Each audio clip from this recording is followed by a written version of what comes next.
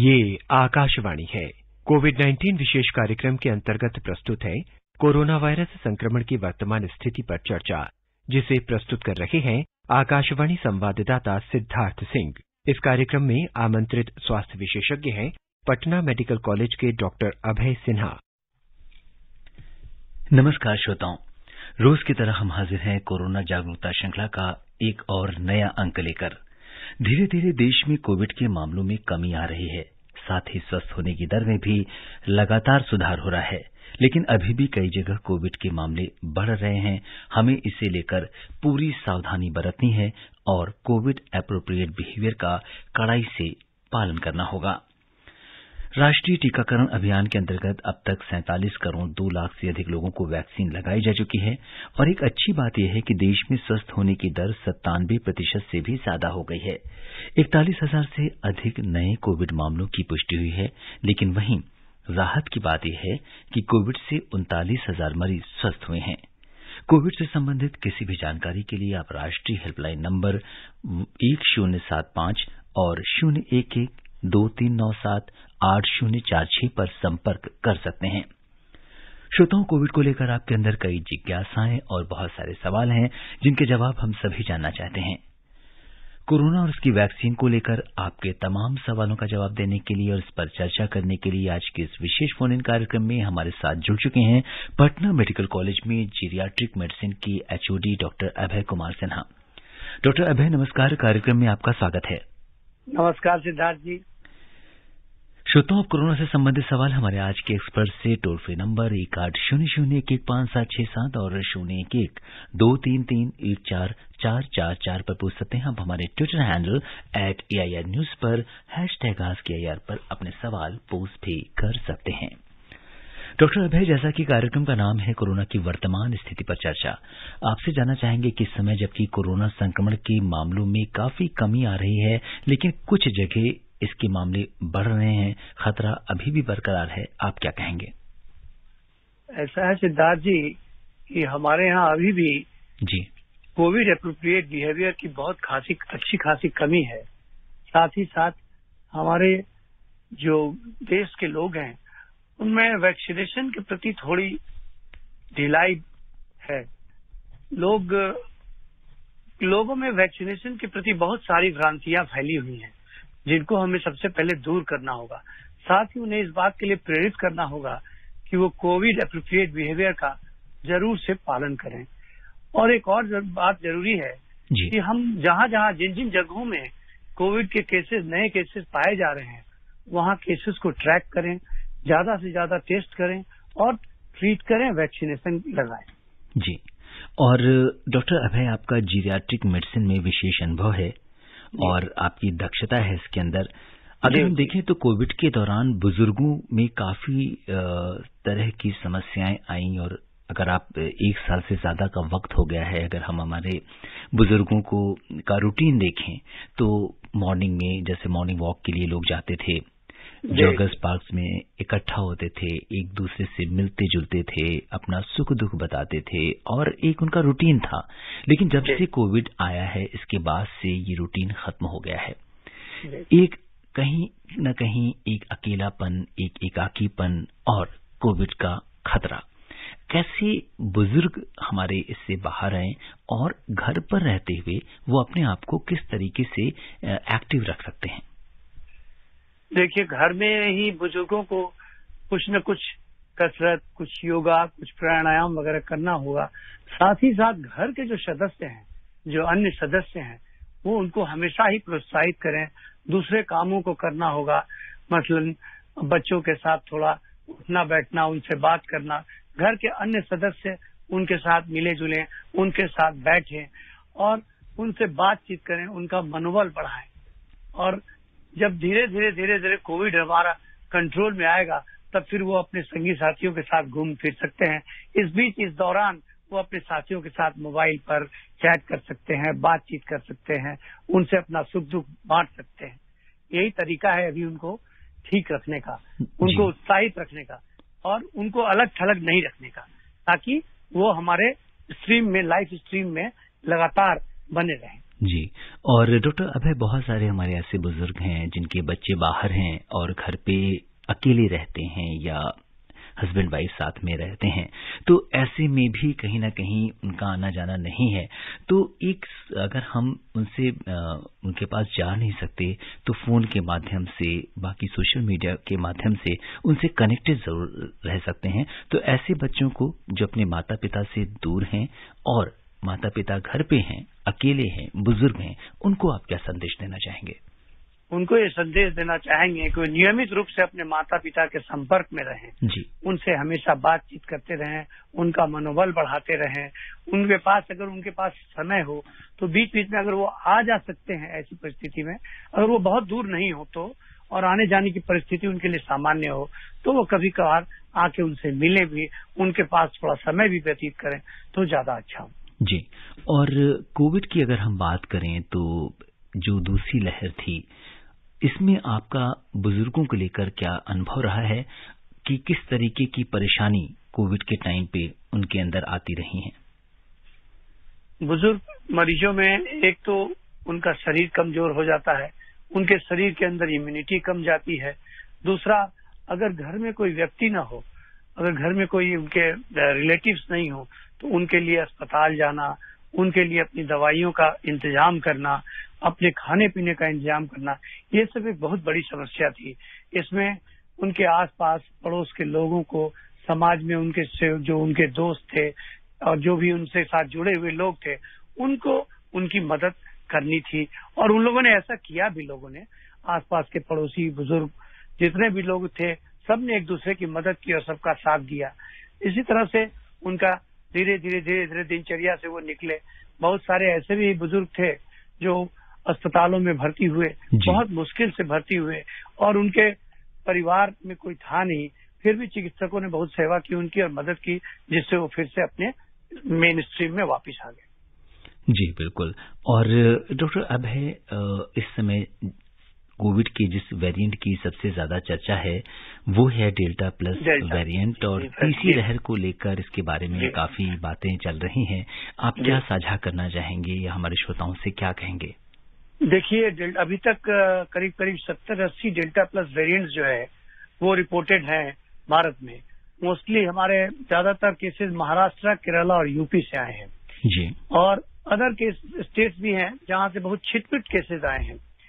और इसमें सबसे बड़ी बात यह है कि ये बहुत तेजी से लंग सेल्स में फैलता है, और जो हमारा मोनोक्लोनल एंटीबॉडी थेरेपी है, बहुत बार वो उसको ओवरकम कर जाता है, उससे रेजिस्टेंट हो जाता है जी। और इसलिए हमें इस पर ज्यादा ध्यान देना है। इससे बचाव सबसे जरूरी है, जिसमें हमारा कोविड एप्रोप्रिएट बिहेवियर सबसे ज्यादा कारगर होगा, वैक्सीनेशन सबसे ज्यादा कारगर होगा। जी। और हमारे एक श्रोता ईमेल पर हमसे ये जानना चाहते हैं कि उन्हें कोविड हुआ था और रिकवर हुए 15 दिन पूरे हो चुके हैं, तो ऐसे में उन्हें वैक्सीनेशन की जो उनकी डोज है वो कब लेनी चाहिए? क्या उन्होंने कोई वैक्सीनेशन पहले लिया है? जी नहीं, अभी कोई वैक्सीनेशन नहीं लिया है। वो कोविड हो चुका है, 15 दिन हो चुके हैं रिकवर हुए। जी, तो वो जिस दिन से उनका रिकवरी हुआ है, जिस समय से उनका कोविड खत्म हुआ, रिकवर कर गए, उसके बाद से 4 to 6 वीक्स के बाद वो वैक्सीनेशन ले सकते हैं। उनके इलाके में जो भी वैक्सीन सरकार द्वारा उपलब्ध कराया गया हो, कोवैक्सीन हो या कोविशील्ड हो, वो ले सकते हैं 4 से 6 हफ्ते के बाद। जी। और अब हम बात करेंगे पोस्ट कोविड सिंड्रोम की। अगर डॉक्टर अभय हम देखें तो पोस्ट कोविड बहुत सारे लोगों में तरह तरह की परेशानियां आई हैं, और ऐसे में विशेषकर वो लोग जिनके उपचार में स्टेरॉयड का काफी ज्यादा प्रयोग हुआ है, उनकी समस्याएं अभी भी चल रही हैं। कुछ लोगों का जो शुगर लेवल है वो एक्टिवेट हो गया है, कुछ लोगों में नींद आने की समस्या है, कुछ लोगों में कमजोरी और थकान जल्दी लगना, स्वभाव में परिवर्तन होना, इस तरह की परेशानी आ रही है। तो ऐसे लोगों से आप क्या कहेंगे? ऐसे लोगों को चाहिए कि वो अपने रूटीन में सबसे पहले तो वो अपने डॉक्टर्स के संपर्क में रहें, ब्लड शुगर को बिल्कुल कंट्रोल में रखें, नियमित रूप से एक्सरसाइज करें, सांस का एक्सरसाइज करें, और ये जो फैटिग है वो मसल्स के कमजोरी से हो जा रहा है, मसल्स की कमजोरियों से हो जा रहा है। साथ साथ बहुत सारे पेशेंट में धड़कन देखा जा रहा है, किसी पेशेंट में नींद आने की समस्या है। तो इसके लिए वो अपने चिकित्सक, अपने नजदीक के जो भी चिकित्सक हैं उनसे संपर्क करें, योगा करें और एक्सरसाइज करते रहें, सांसों की एक्सरसाइज, रेगुलर एक्सरसाइज करते रहें, मॉर्निंग वॉक करते रहें। धीरे धीरे समय के साथ, इसमें भी थोड़ा समय लग रहा है, 4 से 6 वीक के अंदर धीरे धीरे उनका सिम्टम कमता चला जाएगा। जी। और डॉक्टर अभय, हमारे एक श्रोता ये जानना चाहते हैं कि उनका जो शुगर लेवल है वो बढ़ा हुआ है, तो ऐसे में, और वो कई सालों से डायबिटिक हैं, तो ऐसे में जब हाई ब्लड शुगर लेवल है तो क्या वैक्सीन लेना सेफ रहेगा? वैक्सीन लेने में कोई परेशानी नहीं है। ऐसे जो भी लोग हैं जो डायबिटीज, ब्लड प्रेशर से पीड़ित हैं या किसी का क्रोनिक हार्ट डिजीज से प्रेरित हैं, कोरोनरी आर्टरी डिजीज है उनको, ऐसे लोग को वैक्सीन लेना ज्यादा जरूरी है, क्योंकि इनमें कोरोना वायरस का इन्फेक्शन ज्यादा संक्रमण पैदा करता है। जी। और इस समय पूरे देश से श्रोता हमारे साथ कार्यक्रम में अपने सवालों के साथ जुड़ रहे हैं, और आज के हमारे जो फर्स्ट कॉलर हैं वो यामीन भाई रेडियो वाला हैं गाजियाबाद से। यामीन भाई नमस्कार। सर नमस्कार जी। जी यामीन भाई बताइए। सर मैं ये जानना चाह रहा था कि जैसे कि हमारे मिलने उनको पैरालाइज हुआ है, तो वो क्या वैक्सीन ले सकते हैं? तो ये पूछना चाह रहा था, उस बच्चों के बारे में आजकल ज्यादा चल रहा है। जी तो जी कैसे देखभाल की जाए? जी। डॉक्टर अभय, अगर कोई मरीज उसको पैरालिसिस हो जाता है तो क्या पैरालिटिक वाले पेशेंट्स में हम वैक्सीन ले सकते हैं इस स्थिति में? कितने दिनों पहले पैरालिसिस हुआ है? जी डॉक्टर अभय, ये इन्होंने नहीं बताया है, लेकिन अगर किसी व्यक्ति को होता है तो ऐसे में क्या वैक्सीन लेना सजेस्टेड है? हाँ, ले सकते, कोई परेशानी नहीं है। जी बिल्कुल।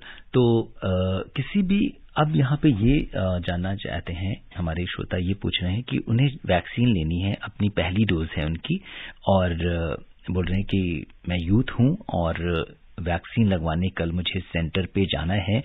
तो डॉक्टर अभय, आप मुझे ये बताएं कि मुझे किस तरह की तैयारी करनी है या खाना पीना किस तरीके से है, और क्या वैक्सीन लगवाने के बाद मैं अपने ऑफिस जा पाऊंगा? बिल्कुल, आप कोई तैयारी नहीं करें, आराम से खाएं पिए, जाएं वैक्सीनेशन सेंटर पे और वहां पे सोशल डिस्टेंसिंग का पालन करें और कोविड अप्रोप्रिएट बिहेवियर रखें, वैक्सीनेशन लें और आराम से अपने ऑफिस जाएं, कोई दिक्कत नहीं होगी। जी। और अब हम रुक करते हैं बिहार में मुजफ्फरपुर का, जहां से उपेंद्र शाह जी। मुझे आवाज मिल रही है? जी उपेंद्र जी, आपको हमारी आवाज आ रही है? हाँ जी। जी उपेंद्र जी नमस्कार, स्वागत है आपका कार्यक्रम में। बताइए क्या जानना चाहते हैं? मैं पूछना चाहता हूँ डॉक्टर साहब से, मुझे अधिक छींक आता है और सूखी खांसी होती है, तो क्या ये कोरोना के लक्षण है कि कोई दूसरा बीमारी है? जी डॉक्टर अभय, ड्राई कफ जो है वो क्या कोविड का सिम्टम हो सकता है? छींक जाना? हर ड्राई कफ या छींक कोविड का लक्षण नहीं होता है। ये सिम्टम्स आपको कितने दिनों से है, पहले से है, क्या आपको किसी तरह की कोई एलर्जी है या नहीं है, सब कुछ इस बात पर निर्भर करता है। कोरोना का सिम्टम सिर्फ छींक और ड्राई कफ नहीं होता है, इसका ड्यूरेशन, इसकी सीवियरिटी, कितने दिनों से है, या आपको पहले से ये छींक वाली बीमारी चली आ रही है, ये सब कुछ देखना पड़ेगा, तभी ये कहा जा सकता है। और अगर आपके मन में जरा भी शंका है तो आप पास के सेंटर में जाके टेस्ट करा लें। जी। और दिल्ली से धर्मवीर जी कार्यक्रम में जुड़ गए हैं अपने सवाल के साथ। धर्मवीर जी नमस्कार, स्वागत है आपका कार्यक्रम में। जी धर्मवीर जी बताइए। हेलो जी धर्मवीर जी बताइए, क्या जानना चाहते हैं? नमस्कार सर। आपसे एक बात पूछनी है पहले तो पर्सनल की, आप जो मेल के बारे में जो बताते हैं कि मेल आया है हमारे पास, आपने इस मेल का तो कोई हमें बता नहीं रखा है, जो हम भी मेल करके आप क्वेश्चन जी बिल्कुल, आप क्वेश्चन हमेशा कर सकते हैं। जो कार्यक्रम का जो अंत में हम आपको पूरा एड्रेस बताते हैं और आप हमें बिल्कुल मेल कर सकते हैं। इसके लिए जो है कार्यक्रम के अंत में शुरू में नहीं बताते? जी शुरू में नहीं बताते, वो क्लोजिंग के टाइम पे बताते हैं। आप लिख लीजिए AIRNSTtalk@gmail.com हमारा मेल आईडी है। इस पे आप अगर कोई प्रश्न पूछना चाहते हैं तो आप इस पे भी पूछ सकते हैं। हाँ डॉक्टर साहब नमस्कार, मैं धर्मवीर गांधी दिल्ली से बोल रहा हूँ। डॉक्टर साहब मैं दो बातें पूछना चाहता हूँ। एक तो जैसे कि कभी पेट में कीड़े होते हैं बच्चों के या बड़ों के, तो कुछ पेट के कीड़ों की दवा दी जाती है जिससे कि हमें खान पान का जो हमारा असर है जो ठीक ठाक बना रहे। ऐसे हम जब वैक्सीन लगाने जाएंगे, क्या हम पेट की सफाई या पेट की कीड़ों की जो दवा है तो कि जिससे हमारा जो टीके का जो असर है 100% हमारे को रिजल्ट दे? और दूसरा सवाल ये है कि जो बेघर लोग हैं जो धार्मिक स्थानों पे रहते हैं, उनके लिए क्या सरकार की तरफ से उनको भी टीकाकरण का या आपकी तरफ से कोई प्रोग्राम चलाया जाएगा? उनके पास तो आधार कार्ड नहीं है, क्योंकि आधार के बगैर टीका नहीं लगता। धन्यवाद जी। डॉक्टर अभय, पहले इन्होंने पहला सवाल ले लेते हैं। इन्होंने कहा है कि डीवॉर्मिंग की टैबलेट्स क्या हम खाकर हमें जाना चाहिए वैक्सीन लेने? नहीं, ऐसी कोई बात नहीं है जी। और दूसरा सवाल इनका टीकाकरण को लेकर है। तो इस समय तो सभी के लिए मुफ्त टीकाकरण है उपलब्ध? हाँ, ये बात तो सही है। और इन्होंने जो दूसरी बात कही कि उसके लिए आधार चाहिए, तो इसके लिए तो सरकार उन्हें अपने लोकल प्रशासन से बात करनी होगी कि इन लोगों का टीकाकरण कैसे किया जाए। जी। और बड़ौत का रुख करते हैं, जहां से महेश शर्मा जी कार्यक्रम से जुड़ गए हैं अपने सवाल के साथ। महेश जी नमस्कार। नमस्कार जी। जी महेश जी, बताइए क्या जानना चाहते हैं? हमारे पूरे परिवार ने आपके दोनों डोज ले लिए जी, और जो है आप सुरक्षित हैं, और जो है आपके बताए हुए नियमों का पूरा पालन कर रहे हैं हमारा पूरा परिवार। जी महेश जी, बहुत बहुत धन्यवाद, और आपके पूरे परिवार को बधाई कि आपने वैक्सीनेशन करा लिया है। और अब बताइए क्या जानना चाहते हैं? सवाल है जी, डेल्टा प्लस वेरिएंट क्या है, इसको समझाकर बताइए। और जो है किसी चीज का स्वाद न आना, सूंघने की शक्ति खत्म हो जाना, क्या ये कोरोना के लक्षण है? जी डॉक्टर अभय, महेश शर्मा जी हमारे रेगुलर लिसनर्स हैं और पूरे कार्यक्रम को बहुत ध्यान से सुनते हैं। इसके बाद लोगों को भी इस कार्यक्रम के बारे में बताते हैं, रिकॉर्ड भी करते हैं। तो आज उनका सवाल ये है कि कोविड के लक्षणों के बारे में जानना चाहते हैं, तो इसके बारे में आप क्या कहेंगे? और डेल्टा प्लस वायरस के बारे में। जी, डेल्टा प्लस वेरिएंट एक डेल्टा से जस्ट आगे का वेरिएंट है, जो नया वेरिएंट आया है। और ये हमारे देश में इसके 70 से 80 केसेस मिले हैं, ज्यादातर महाराष्ट्र, केरला, यूपी और तकरीबन 16 स्टेट्स और यूनियन टेरिटरी में इक्का दुक्का केसेस आए हैं। ये वायरस अपने आप में इसलिए इम्पोर्टेंट है कि इसकी गति जो है एक से दूसरे में फैलने की बहुत ज्यादा है, ठीक है, और बहुत तेजी से ये फैलता है, बहुत तेजी से लंग टिश्यूज के अंदर जाता है, और ये रेजिस्टेंट होता है टू मोनोक्लोनल बहुत सारी एंटीबॉडीज से। जी, इसलिए इससे बचने का उपाय हमें करना चाहिए, कोविड एप्रोप्रिएट बिहेवियर रखें और साथ साथ तत्काल वैक्सीनेशन करवाएं। जी बिल्कुल। और अब हम रुक करते हैं मध्य प्रदेश में रीवा का, जहां से वीरेंद्र सिंह जी कार्यक्रम में जुड़ गए हैं। वीरेंद्र जी नमस्कार।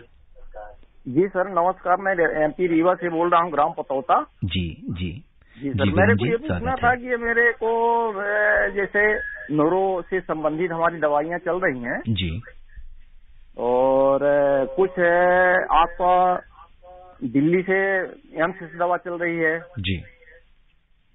तो पैर में मेरे क्या तकलीफ, जैसे अपन को जलन हो रही है जी बिल्कुल। तो पूरा अभी दवाइयाँ 1 साल से चल रही हैं, तो क्या मैं वैक्सीन ले सकता हूँ? जी अवश्य ले सकते। डॉक्टर अभय, न्यूरो की प्रॉब्लम बताई है और अंडर ट्रीटमेंट है, तो ऐसे लोग वैक्सीन ले सकते हैं, आपका कहना है? अवश्य ले सकते हैं, ऐसे लोग वैक्सीन ले सकते हैं, इसमें कोई परेशानी नहीं है, कोई दिक्कत नहीं। जी। और वैक्सीन को लेकर हमारे एक और श्रोता ने पूछा है कि देश में इस समय 3 वैक्सीन अवेलेबल हैं, कोवैक्सीन, कोविशील्ड और स्पुतनिक। तो ये जानना चाहते हैं कि कौन सी वैक्सीन लें, क्योंकि अब ऑप्शंस आ गए हैं, तो कौन सा बेस्ट ऑप्शन रहेगा? देखिए, हमारे देश में सरकार ने हमारे लिए कोवैक्सीन और कोविशील्ड 2 वैक्सीन दिया है, और एक तीसरी वैक्सीन आई है स्पुतनिक 5 जो रसा से आई है। आप तीनों वैक्सीन कोई भी वैक्सीन ले सकते हैं, सबकी इफिकेसी करीब करीब एक ही जैसी है, बराबर है। तीनों वैक्सीन के 2 डोज लेने होते हैं। आपके इलाके में और आपकी इच्छा के अनुसार जो भी वैक्सीन आपको अवेलेबल हो, आप तत्काल ले लें। जी। और अब हम रुक करते हैं, मध्य प्रदेश में ही रहते हैं और रीवा में राम जी गर्ग जी जुड़ गए हैं हमारे साथ कार्यक्रम में। राम जी नमस्कार, स्वागत है आपका कार्यक्रम में। नमस्कार सर जी और डॉक्टर साहब, हमारा राम राम। सर, एक वैक्सीन के लिए 89 दिन का अंतराल दिया जाता है और दूसरे के लिए कम अंतराल दिया जाता है, ऐसा क्यों दोनों वैक्सीनों में रहता है अंतराल? जी बिल्कुल। डॉक्टर अभय, कोवैक्सीन और कोविशील्ड को लेकर इन्होंने सवाल पूछा है कि कोवैक्सीन के केस में हमारा जो अंतराल है वो 28 दिन का है, कोविशील्ड के केस में ऑलमोस्ट 3 महीने का है, ज्यादा है, तो ऐसे में क्यों है ये अंतराल का डिफरेंस? देखिए, ये जो साइंटिस्ट हैं जो ये डाटा रिसर्च करते हैं, उन लोगों ने ऐसा देखा है कि कोवैक्सीन में अगर आप 28 दिन के अंतराल पे दूसरा वैक्सीन लेते हैं तो आपके अंदर इम्यूनिटी बहुत ज्यादा होती है। और जहां तक कोविशील्ड का सवाल है, उसमें उन लोगों ने देखा है, रिसर्च के माध्यम से ये पता चला है कि अगर आप 3 महीने के अंतराल पर 60 से 90 दिन के अंतराल पर ये वैक्सीन लेंगे तो आपके शरीर में एंटीबॉडी अच्छी बनेगी और वो ज्यादा महत्वपूर्ण होगी। इसीलिए दोनों के डोजेज में डेज में डिफरेंस यही है, एक में 28 दिन से 1 महीने तक और दूसरे में 60 से 90 दिन तक। जी, और अब मुंबई से राहुल पटेल जी हमारे साथ कार्यक्रम में जुड़ गए हैं। राहुल जी नमस्कार, कार्यक्रम में आपका स्वागत है। धन्यवाद।